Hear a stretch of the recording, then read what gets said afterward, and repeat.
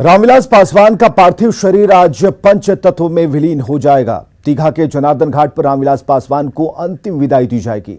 इसको लेकर तैयारियां कर ली गई हैं। आज सुबह से ही समर्थक और हर दल के नेता उनके आवास पर पहुंच रहे हैं, अंतिम दर्शन कर रहे हैं। जायजा लिया है हमारे सहयोगी अमित कुमार ने।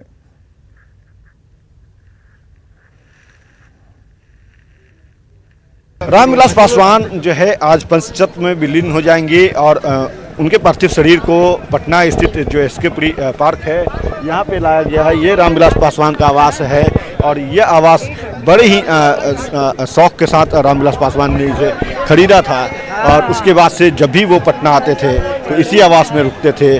चिराग भी उनके साथ रहते थे, परिवार के तमाम सदस्य उनके साथ रहते थे। आज ये इस आवास में उनके पार्थिव शरीर को रखा गया है।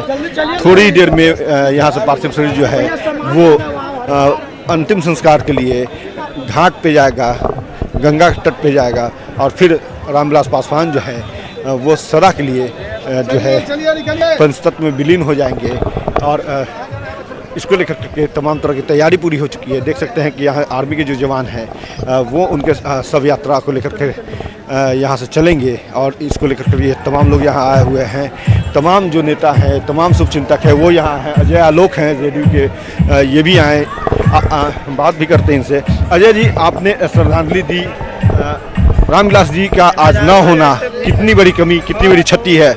और मेरे लिए व्यक्तिगत क्षति है। मैंने अपने राजनीतिक जीवन की शुरुआत लोक जनशक्ति पार्टी इन्हीं के आशीर्वाद से की थी, तो मेरे लिए बहुत बड़ी क्षति है। इसको मैं शब्दों में नहीं बयान कर सकता हूँ। सब लोग यहाँ पीड़ित हैं, सब लोग दुखित।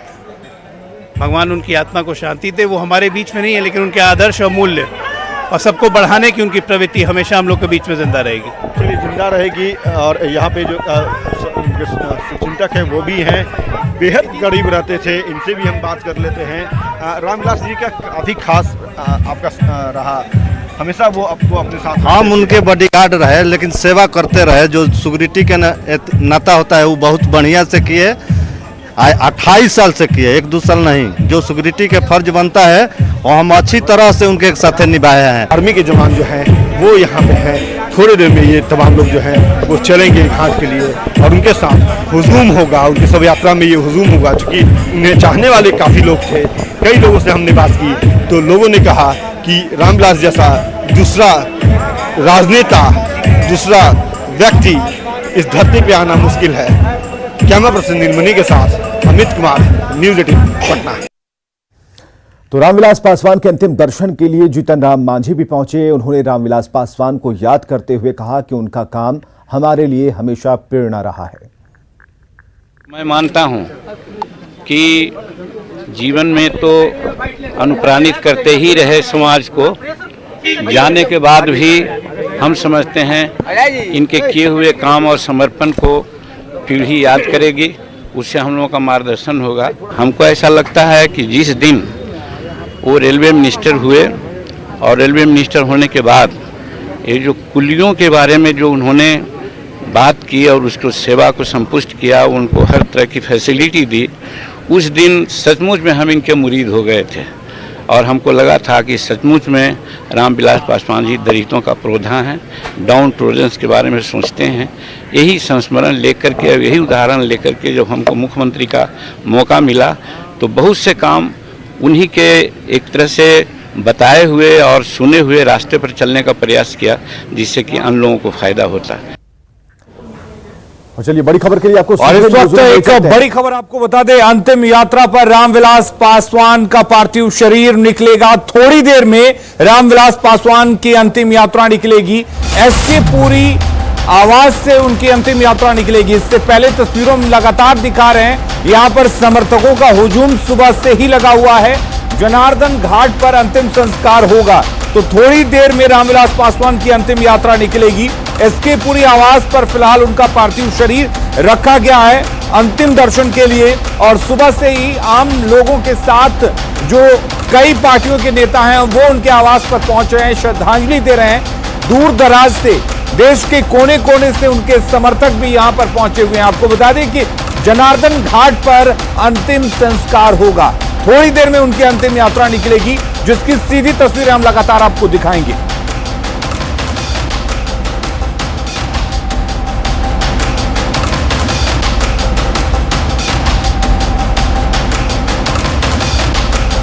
और लगातार इस पर हमारी नजर बनी हुई है। हमारे साथ अमित भी जुड़े हुए हैं, साथ ही हमारे साथ रवि एस नारायण जुड़े हुए हैं।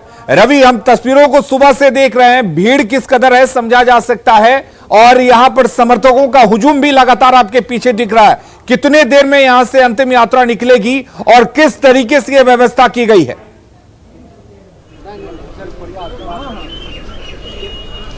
अलीम, देखिए यहाँ पे अंतिम यात्रा की सारी तैयारियां पूरी हो गई हैं। उनकी सीधी तस्वीरें हम आपको दिखाते हैं कि यहाँ पे लगभग तैयारियां जो है वो पूरी हो गई हैं और अंतिम रूप से जो श्रद्धांजलि देने वाले जो लोग हैं वो पहुँच रहे हैं और ये प्रक्रिया आधे घंटे में लगभग समाप्त हो जाएगी और इसके बाद यहाँ से अंतिम यात्रा जो होगी वो शुरू होगी। और ज़रा देखिए कि यहाँ पे बीएमपी के जो जवान हैं वो उनकी बैंड पार्टी हो, सारे लोग जो है चूँकि राजकीय सम्मान के साथ इन्हें अंतिम संस्कार होना है, तो इसको लेकर के सारी तैयारियां जो है बिल्कुल मुकम्मल है। बस इंतज़ार थोड़े वक्त का है कि जब यहाँ से उनका पार्थिव शरीर निकलेगा तो उसके बाद यहाँ से शुरू होगी। लेकिन सबसे बड़ी बात है कि देखिए, क्या विपक्ष हो, क्या सत्ता दल हो या फिर विपक्ष, हर कोई जो है वहाँ पे पहुँच रहा है और अपने उस नेता के लिए जिन्होंने लगभग 6 प्रधानमंत्रियों के साथ उन्होंने काम किया, बिहार देश का लगभग हर बड़ा पद जो है उन्होंने मंत्रालय संभाला और 9 बार से ज़्यादा वो लोकसभा में रहे, तो वो एक ऐसी शख्सियत को देखने के लिए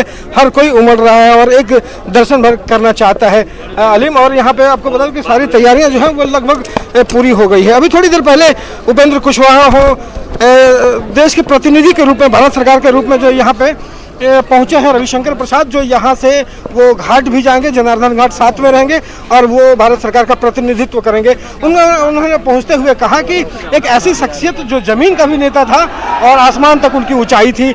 उपेंद्र कुशवाहा ने एक बात की कि वो जब छोटे थे तो बिल्कुल ऐसी पिता की तरह उनकी स्थिति थी। घर पहुँचते थे उनसे पिता मिलने के लिए, तो चाय देना हो या उन्हें नहाना हो, ये सारी चीज़ें एक पुत्र करते थे। तो हर कोई जो है उनको याद कर रहा है, अपनी यादें जो है वो समेट रहा है। तो यहाँ पे अलीम तैयारियां सारी हो गई हैं, बस थोड़ा सा वक्त है जहाँ से अंतिम यात्रा शुरू होगी। जी चलिए रवि, आप हमारे साथ बने रहिए। हमारे साथ अमित भी जुड़े हुए हैं। अमित, हम तस्वीरों को देख पा रहे हैं, समझ पा रहे हैं और भीड़ को देखकर अंदाजा लगाया जा सकता है कि किस तरीके से रामविलास पासवान के चाहने वाले उनके आवास पर पहुंच रहे हैं। कितनी लंबी होगी ये अंतिम यात्रा, कहां से होकर गुजरेगी ये अंतिम यात्रा और क्या वक्त रखा गया है अंतिम संस्कार के लिए? देखिए अलीम, सबसे पहली बात है कि ये अंतिम यात्रा जो है वो थोड़ी देर में यहाँ पे रामविलास पासवान जी का जो है शव यात्रा वो यहाँ से निकलेगा और ये एसकेपुरी का ये मार्ग है, रामविलास पासवान का यहीं पे आवास है और इसी रास्ते जहाँ आप लोगों की हुजूम को देख रहे हैं, इसी रास्ते से होकर के बेली रोड होते हुए जो है कुर्जी मोड़ जाएगा और फिर वहाँ से जो है दानापुर गांधी मैदान का जो मार्ग है उस रूट को लेते हुए दीघा पहुँचेगा, जहाँ पे जनार्दन घाट है और वहाँ पे जाकर के अंतिम शव यात्रा जो है वो पूरी होगी। उसके बाद जो हिंदू रीति रिवाज है उसके तहत पूरी विधि विधान से के साथ जो है जो रामविलास पासवान है उनके पार्थिव शरीर को पंचतत्व में विलीन कर दिया जाएगा। तो ये पूरी तैयारी हो चुकी है। जो पटना पुलिस के जवान हैं वो भी चप्पे चप्पे पे तैनात कर दिए गए हैं। आर्मी के जो जवान हैं, एयरफोर्स के जवान हैं वो भी जो है यहाँ बने हुए हैं और थोड़ी देर में ये जैसा कि कहा जा रहा है कि ये शव यात्रा शुरू होगी और तकरीबन 2 से 2:30 बजे का वो वक्त होगा जब रामविलास पासवान का शव यात्रा जो है वो जनार्दन घाट पे पहुंचेगा और फिर पंचतत्व में वो विलीन होंगे। हाँ, तो हमारे साथ यहाँ पे दिवाकर भी पहुंचे हैं। दिवाकर जी से भी बात कर रहे थे। दिवाकर जी, लोगों का ये हुजूम जो है वो जाहिर सी बात है कि जो इतने बड़े नेता थे, हरदिल अजीज थे, आज लोगों का हुजूम उमड़ा है, लेकिन कहीं ना कहीं जो व्यवस्थाएं हैं, जो तैयारियां हैं वो पूरी की गई है और इसको लेकर के जो पंचतत्व में जब वो विलीन होंगे वहाँ पे भी लोगों का हुजूम होगा। जी बिल्कुल, रामविलास पासवान जिनके बारे में कहा जाता है कि दोस्तों के दोस्त थे और उन्होंने सियासत में जिस कदर रिलेशन बनाए, उन्होंने हर क्षेत्र में अपने दोस्त बनाए और आप देख रहे हैं कि कार्यकर्ताओं का हुजूम है और रास्ते में भी इसी तरीके का नज़ारा देखने को मिलेगा। सियासत में वो आज़ाद शत्रु की तरह रहें, उनके भले ही वैचारिक मतभेद हों लेकिन संबंध, निजी संबंध किसी से ख़राब नहीं हुए और जिस पार्टी के साथ रहें वो वैचारिक रूप से कमिटमेंट रहा उनका। वो राजनीति में भी रहें तो उनके दलों से हटकर उनके रिलेशन से, दलगत भावना से ऊपर वो कभी भी निजी फैसले किया करते थे। उनके समारोहों में आप देख सकते हैं कि किस कदर भीड़ लगती थी। हर पार्टी, हमने देखा कि यहाँ पे जीतन राम मांझी भी आए थे, भले ही राजनीतिक तौर पे दोनों में अस्पर्धा रही है, दोनों चूंकि पिछड़ी जाति की राजनीति करते आए हैं लंबे वक्त से, तो वो तस्वीरें जो है वो चुनाव के दौरान भी देखने को मिली, पहले भी देखने को मिली है, लेकिन आज वो यहाँ आए और बड़े भावुक थे जीतन राम मांझी। जी बिल्कुल, रामविलास पासवान के जो संबंध थे, जब हमारी बात हो रही थी खबरों को लेकर ही, और जब तल्खियां चल रही थी, तो उन्होंने यही एक लाइन में कहा था कि हमारे उनसे निजी संबंध अच्छे हैं, हमने कभी मर्यादा नहीं लांघी है, और हमारे तरफ से उस तरह के बयान की उम्मीद नहीं कीजिए जो जीतन राम मांझी की तरफ से बयानबाजी होती रही है। तो कई मौक़ों पर हमने खबरों के माध्यम से ही उनको संपर्क किया और खबर जानने की कोशिश की, उनका पक्ष जानने की कोशिश की, तो उन्होंने कभी भी मर्यादा नहीं लांघी। उनके बयान आप देख लीजिए कि कभी भी उन्होंने बयान दिया है, एक मर्यादा की एक महीन लकीर हुआ करती थी, और वो कभी वो मर्यादा नहीं लांघते थे। राजनीतिक शिष्टाचार और जो उनके पूरे व्यक्तित्व में आप देखिए, हर आदमी इस बात की चर्चा कर रहा है कि उनमें शिष्टाचार कूट कूट कर भरी थी। अपने से कम उम्र के लोगों को भी आप करके बात करते थे, कभी भी तुम शब्द का इस्तेमाल नहीं करते थे। तो रामविलास पासवान, हमने देखा भी जो लोग आ रहे हैं, कई लोग जो हैं वो गमज़दा हैं, लोगों की आंखों में आंसू हैं। कई लोगों से हमने पूछा कि आपका पारिवारिक संबंध है, तो उन्होंने कहा कि नहीं, हम उनके क्षेत्र के हैं, हम उनके वोटर हैं। लोगों का जो स्नेह है, जो प्यार है, जो उनका समर्पण है रामविलास पासवान जी को लेकर के, वो सामने देखने को मिल रहा है। लेकिन दिवाकर जी, अब लगातार रामविलास जी को काफी करीब से आपने चलिए अमित और रवि नारायण, आप नजर बनाए रखिए, हम लगातार आपसे जानकारी भी लेते रहेंगे। तो जो भीड़ वहां पर आपको दिखाई दे रही है, उस भीड़ को देखकर आप अंदाजा लगा सकते हैं कि किस कदर अपने लोगों के बीच मशहूर थे रामविलास पासवान। इस बीच एक और बड़ी खबर आपको बता दें, स्टेन स्वामी की गिरफ्तारी पर सियासत शुरू हो गई है। झारखंड से यह बड़ी खबर आपको बता दें, स्टेन स्वामी के पक्ष में झारखंड मुक्ति मोर्चा और कांग्रेस उतर आए हैं। जेएमएम और कांग्रेस ने स्टेन को गरीबों का मसीहा बताया है, और वहीं बीजेपी का कहना है कि स्टेन स्वामी नक्सली गतिविधियों में शामिल थे। तो सियासत स्टेन स्वामी को लेकर शुरू हो गई है। कहा गया है कि वो नक्सली गतिविधियों में शामिल थे, नक्सली गतिविधियों को बढ़ाने का काम कर रहे थे। इन तमाम आरोपों को बीजेपी की तरफ से लगाया गया है, जबकि जेएमएम और कांग्रेस का कहना है कि वो गरीबों के मसीहा थे, गरीबों के लिए काम करते थे। कुल मिलाकर स्टेन स्वामी के गिरफ्तारी पर सियासत शुरू हो चुकी है।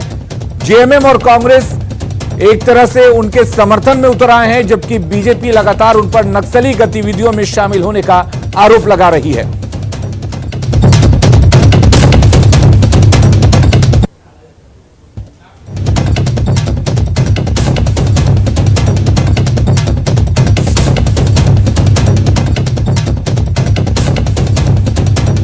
और स्टेन स्वामी की गिरफ्तारी पर सीएम हेमंत सोरेन ने ट्वीट कर केंद्र सरकार पर निशाना साधा है। उन्होंने अपने ट्वीट में लिखा है कि गरीब, वंचितों और आदिवासियों की आवाज उठाने वाले 83 साल के वृद्ध स्टेन स्वामी को गिरफ्तार कर केंद्र की भाजपा सरकार क्या संदेश देना चाहती है? अपने विरोध की हर आवाज को दबाने की ये कैसी जिद? हेमंत सोरेन ने इस पर ट्वीट किया है और उन्होंने बीजेपी पर कटाक्ष किया है। उन्होंने कहा है कि 83 साल के वृद्ध हैं स्टेन स्वामी, जिनकी गिरफ्तारी हुई, और केंद्र की भाजपा सरकार क्या संदेश देना चाहती है? अपने ऊपर जो उठ रहे विरोध हैं उसकी हर आवाज को दबाने की ये जिद कैसी है?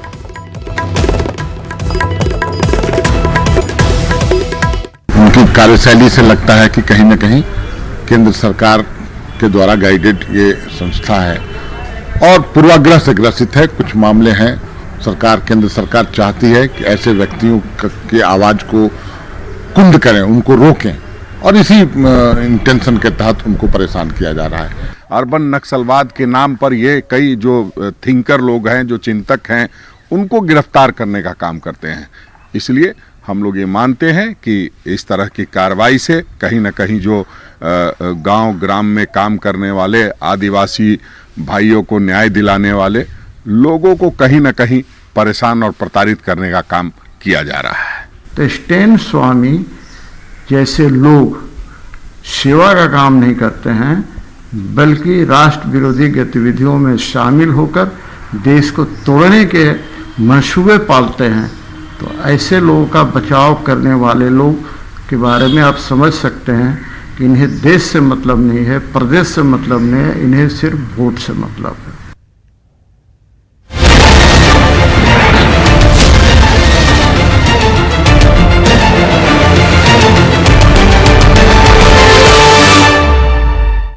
चलिए चुनाव की बात कर लेते हैं। तो मतदाताओं को जागरूक करने के लिए मुजफ्फरपुर में मिस्र की प्रचलित ग्राफिटी आर्ट का प्रयोग किया जा रहा है। कलाकारों का जत्था शहर के प्रमुख चौक चौराहों और सार्वजनिक जगहों पर आकर्षक रंग और कलाकृतियों के जरिए पेंटिंग करने में जुटे हैं। हमारे सहयोगी प्रवीण ठाकुर ने मौके का जायजा लिया। बिहार विधानसभा चुनाव में कोरोना संक्रमण काल में कैसे लोगों को अधिक से अधिक बूथों तक लाया जाए, उसके लिए प्रयास चल रहा है और स्वीप कोषांग के जरिए अलग अलग अभियान चल रहा है। उसी कड़ी में ये देखिए, जो मिस्र की प्रचलित आर्ट कला है उसको उकेरने की कोशिश यहाँ हुई है। ग्रेफिटी आर्ट बताया जाता है। आमतौर पर मुजफ्फरपुर, वजीकांचल या फिर मिथिलांचल में हम लोगों ने देखा है कि किस प्रकार मधुबनी चित्रकला के जरिए लोगों को संदेश देने की कोशिश होती है, लेकिन एक नई कला को उकेरने की कोशिश मुजफ्फरपुर में हो रही है और बिल्कुल साफ तौर पर लिखावट है। जो मैसेज ये क्या है, क्या मैसेज दे रहे हैं? सर, ये बेसिकली ग्रेफिटी आर्ट है जिसकी शुरुआत मिस्र से हुई है। मिस्र के बाद पूरे दुनिया में फैल चुका है ये, और हमारा भारत भी इससे अछूता नहीं है। अब दिल्ली, मुंबई, हर जगह ग्रेफिटी आर्ट का चलन हो चुका है और ये लोगों को सहज ही आकर्षित करता है। अपने मैसेज सर, हम वोटर्स को जो है प्रोत्साहन देने के लिए कि 100% वोटिंग कैसे हो सके हमारे ज़िला में, इसलिए जिला प्रशासन की ओर से ये पूरा काम करवाया जा रहा है। जी, पूरे शहर में लगभग 8-10 जगह पे ये काम होगा, जिससे वोटर्स जो इससे प्रभावित हो सके कि आखिर नया चीज़ है क्या। और हमने जब से बनाया है, ग्रेफिटी आर्ट को बनाया है, तब से लोग इसको बार बार देखना चाहते हैं और पूछते हैं कि ये कौन सी आर्ट है। तो जिला प्रशासन की ओर से ये बहुत अच्छी पहल है, जिसमें हम मतदाता को जागरूकता करने के लिए और जागरूक करने के लिए सोशल डिस्टेंसिंग में कैसे वोटिंग की जाए, उस टाइप के चित्र का भी यहाँ पर रचना। तो सोशल डिस्टेंसिंग के जरिए कैसे आप वोट कर सकते हैं, अधिक से अधिक मतदान का जो प्रतिशत है वो कैसे पा सकते हैं, उसके लिए ये पहल मुजफ्फरपुर में की जा रही है। कैमरामैन संजीव के साथ प्रवीण ठाकुर, न्यूज़ 18 मुजफ्फरपुर। और गया के खिजरसराय अनुमंडल कार्यालय में राष्ट्रीय जनजन पार्टी के समर्थकों ने हंगामा किया है। समर्थक अतरी विधानसभा के उम्मीदवार शैलेंद्र कुमार का नामांकन रद्द होने के बाद आक्रोशित हो गए, पत्थरबाजी शुरू कर दी। उग्र लोगों ने पत्रकारों के साथ मारपीट की और उनके मोबाइल छीनकर फरार हो गए। हालांकि बाद में पहुंची पुलिस ने हंगामा कर रहे लोगों पर लाठीचार्ज किया। पुलिस ने शैलेंद्र कुमार समेत 5 लोगों को गिरफ्तार किया है। हम वहाँ न्यूज कवरेज करने के लिए गए, तो जैसे ही मैं फोटो खींच करके आगे बढ़ा तो पीछे से लगभग 20-25 लोग आकर हम पर हमला कर दिया। इसके बाद लगभग 20-25 और आकर हमें लगातार हमारे साथ मारपीट किया, रोड़ा से, डंडे से, बेरहमी से मारपीट किया। सब जनजन पार्टी का कार्यकर्ता था, पीला गमछा लिए हुए था, जिंदाबाद जनजन पार्टी जिंदाबाद, एसडीओ, बीडीओ, थाना प्रभारी मुर्दाबाद के नारा लगा रहा है। समस्तीपुर में सीएसपी संचालक की अपराधियों ने गोली मारकर हत्या कर दी है। 2,30,000 रुपए लूटे हैं। घटनास्थल से पुलिस ने 2 खोखा बरामद किया है। जांच में जुट गई है पुलिस। हत्या से आक्रोशित लोगों ने अपराधियों की जल्द से जल्द गिरफ्तारी को लेकर हंगामा किया।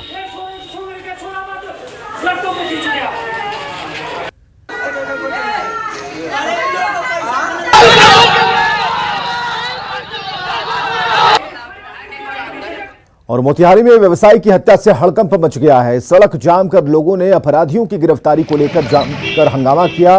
बताया जा रहा है कि व्यवसायी मॉर्निंग वॉक पर निकले थे। इसी दौरान रेलवे ट्रैक रैक पॉइंट के पास अपराधियों ने मनोज सिंह के सीने में 3 गोलियां उतार दी।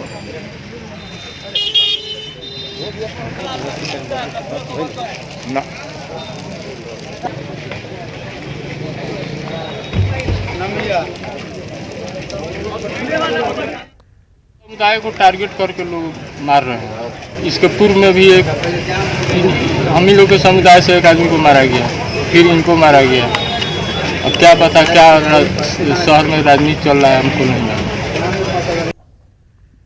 तो मोतिहारी से बड़ी खबर हम आपको बता रहे हैं। रेलवे रैक पॉइंट के पास इस घटना को अपराधियों ने अंजाम दिया। व्यवसायी के सीने में 3 गोलियां मारी गई हैं। व्यवसायी दहशत में है और लगातार ये दूसरी घटना, जो कि अभी व्यवसायियों की जुबान से आपने सुनी, ये दूसरी घटना है। ऐसे में दहशत का माहौल है और इसके पीछे कौन साजिश रच रहा है, इस बात का पता लगाने के लिए सभी उत्सुक हैं।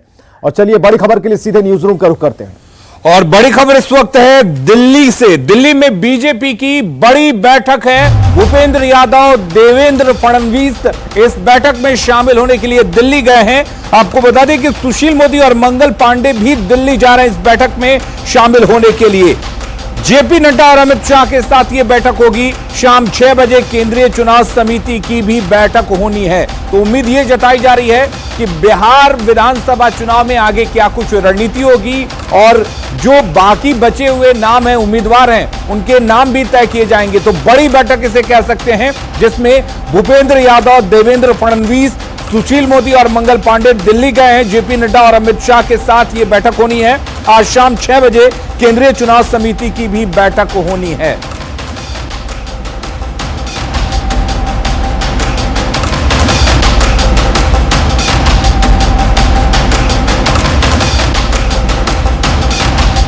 और फिर से आपको सीधे लिए चलते हैं स्टूडियो।